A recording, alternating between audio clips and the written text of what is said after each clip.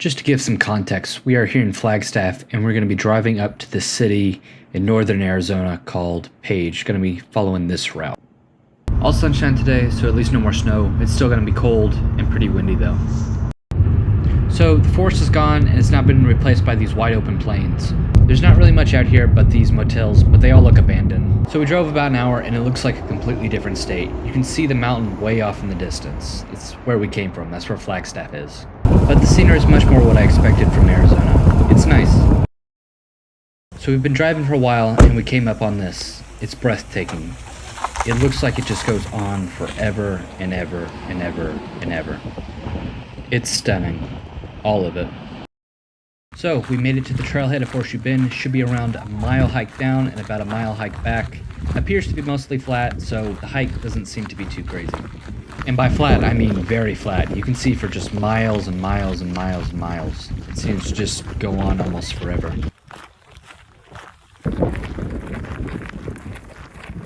Don't let the desert fool you. It's 52, but there's a pretty strong constant wind that makes it cooler.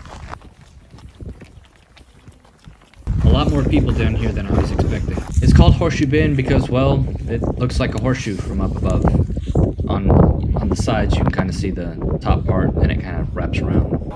So it looks like somebody's actually camping down there. During the summer I think there's a lot more activities you can do down there, such as camping, and I know you can do whitewater rafting as well. But there's more stuff to do down there. I think the thing that amazes me the most is the area around Horseshoe Bend is so flat. It's amazing something like this can exist. I can only imagine the first person to actually discovered this must have just absolutely been blown away. Made it to Page, going to grab some food before heading to Antelope Canyon. You actually need a tour to go into Antelope Canyon, so that's kind of the reason for the delay. We can't just go there. So one of the people at the place that we're going to do the tour actually recommended this place called Slackers. So we're going to try that. It's a burger place.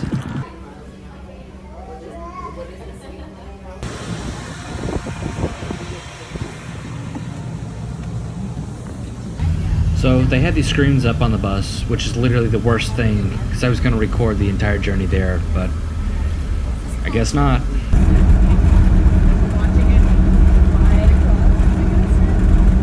Alright, so we are in the middle of the desert. It took us all the way out here, and we're going to go into the canyon. Alright, so it does not look like it's much from the outside, but hopefully it's a lot cooler, or a lot like the pictures on the inside. Walking into this is something else. It's otherworldly. It's just amazing the way the light bounces off all of the rocks. We're not even inside of it yet.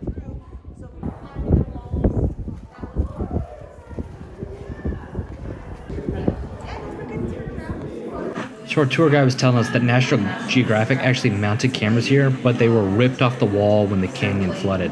They were trying to record the water going through, but it just ripped it right off the wall.